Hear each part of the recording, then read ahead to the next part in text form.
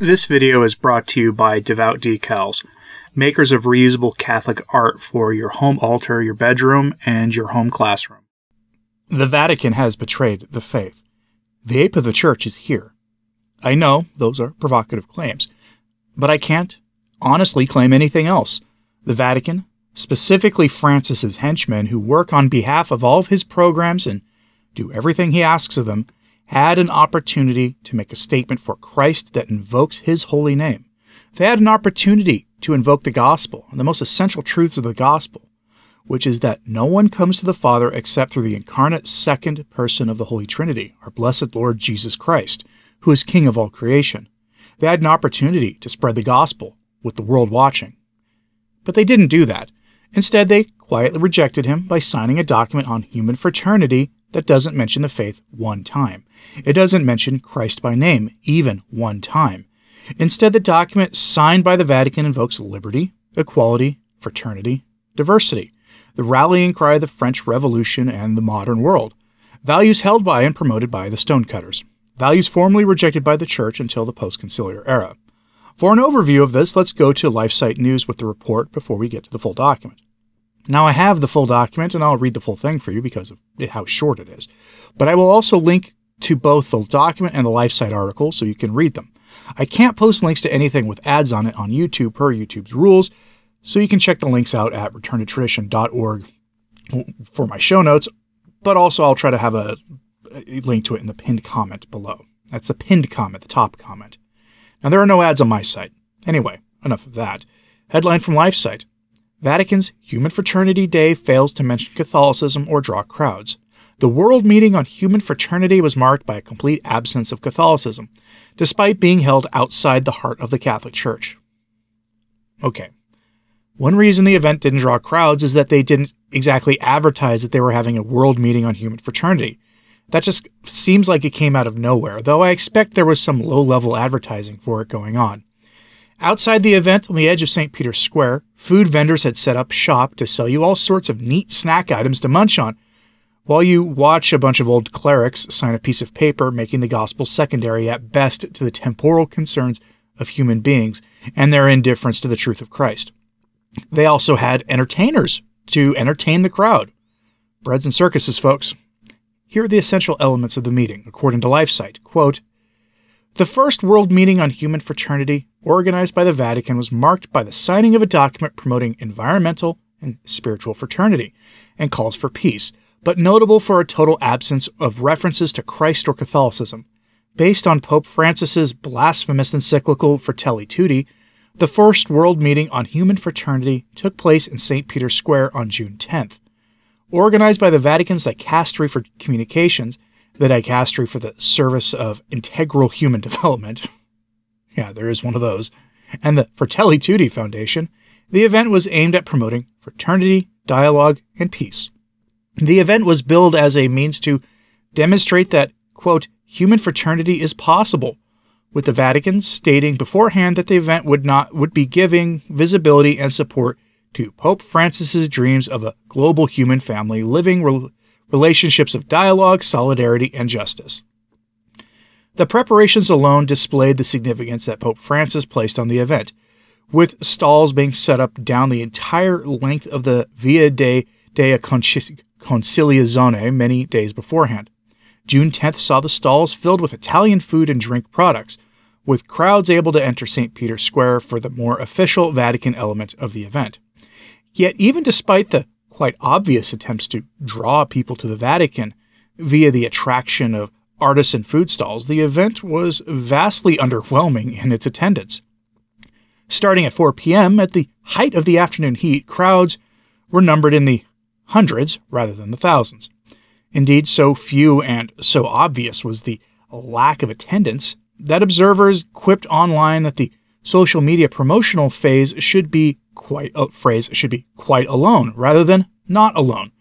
Indeed, the event had been promoted as an encounter of, quote, human fraternity, led by Pope Francis and the assembled dignitaries.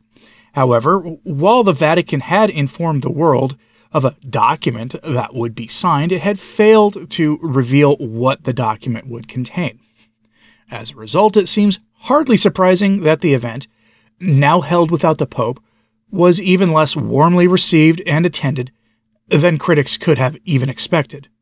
Singers, dancers, pop and classical music stars, such as Andrea Bocelli, took to the stage outside the Vatican, standing to the side of where the outdoor altar is placed. The event resembled more of a concert than a sight more customarily expected outside of the Vatican, with numerous loudspeakers and television cameras in place, far more than the customary setup used by Vatican media for its live stream. Italian ballet dancer Roberto Bolle performed a routine on the stage, dancing, as appears not uncommon for him, without a shirt on, leading many to express outrage online that such a dance had been held outside the Vatican, as well as being performed just in front of a children's choir. End quote. This, looked more like a circus event than a Catholic Church event. But it was another worldly materialist event held by the Vatican that was done in a tasteless manner, and one that is, as usual, bordered on indecency. Now, as I said, I have the document for you in full. It's relatively short, so here it is, and again, if you want to read it for yourself, there should be a link to my posting of it in the pinned comment below. Declaration on Human Fraternity, signed in Rome at St. Peter's Square, June 10th, 2023. We are diverse, we are different, we have different cultures and religions, but we are brothers and sisters, and we want to live in peace. A quote from Pope Francis. Every man is our brother, every woman is our sister, always. We all want to live together as brothers and sisters in the garden that is the earth. The garden of fraternity is the condition for all life. We are witnesses of how, in every corner of the world, lost harmony blooms again when dignity is respected, tears are wiped away, work is fairly remunerated, education is guaranteed, health is cared for, diversity is appreciated, nature is restored, justice is honored, and communities face their loneliness and their fears. Together we choose to live our relationships based on fraternity, fueled by dialogue and by forgiveness. That does not mean forgetting, but renounces and does not yield to the same destructive force, whose consequences we all suffer from. United with Pope Francis, we want to affirm that authentic reconciliation does not flee from conflict, but is achieved in conflict, resolving it through dialogue and open, honest, and patient negotiation. All this within the context of the human rights framework. We want to shout to the world in the name of fraternity, never again. It is peace, justice, equality that guide the fate of all mankind. No to fear. No to the violence of the flesh and domestic issues. All armed conflicts must come to an end. We say no more large-scale devices and other outlawed weapons. No more forced migrations and other evil things that are going on in the world. Let us stop the manipulation of technology and AI. Let us put fraternity before technological development so that it may permeate it. We encourage countries to promote joint efforts in order to create a society of peace. For example, by instituting ministries of peace. We commit ourselves to healing the land stained by the effects of violence, by social inequalities and the corruption of the heart. Let us counter hatred with love. Compassion, sharing, generosity, sobriety, and responsibility are for us in the choices that nurture the personal fraternity, the fraternity of the heart. Growing the seed of spiritual fraternity begins with us. It is enough to plant a small seed each day in our relationships, our homes, neighborhoods, schools, workplaces, public squares, and within decision-making institutions. We also believe in social fraternity that recognizes equal dignity for all, fosters friendship and belonging, promotes education and equal opportunities, decent work and social justice, hospitality, solidarity, and cooperation, social solidarity, economy, and a just ecological transition, a sustainable agriculture that ensures access to food for all, thus favoring harmonious relationships based on mutual respect and caring for the welfare of all.